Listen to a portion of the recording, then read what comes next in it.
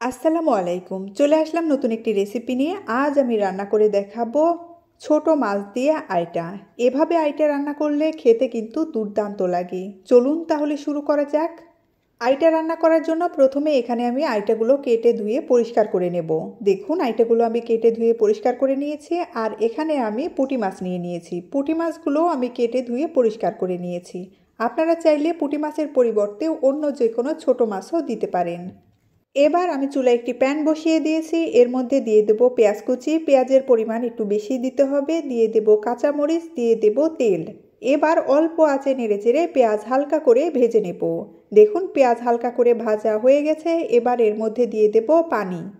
দিয়ে দেব আদা রসুন জিরে বাটা। আদা রসুন জিরে আমি একসাথে বেটে নিয়েছি। দিয়ে দেব হলুদ গুঁড়ো, মরিচের গুঁড়ো, দিয়ে দেব স্বাদ অনুযায়ী লবণ। এবার নেড়েচেড়ে পানির সাথে মশলাটা ভালো মতো মিশিয়ে নেব।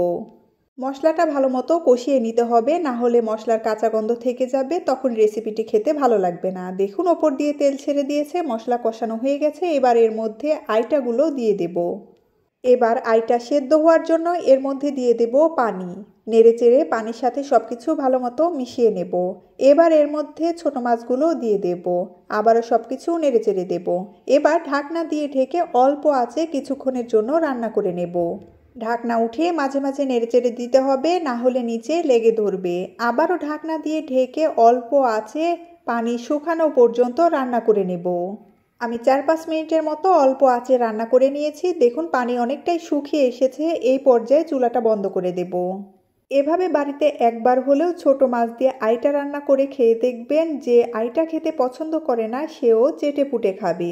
তৈরি হয়ে গেল খুব সহজে এবং খুবই মজাদার ছোট মাছ দিয়ে আইটা রান্নার রেসিপি। ধন্যবাদ সবাইকে।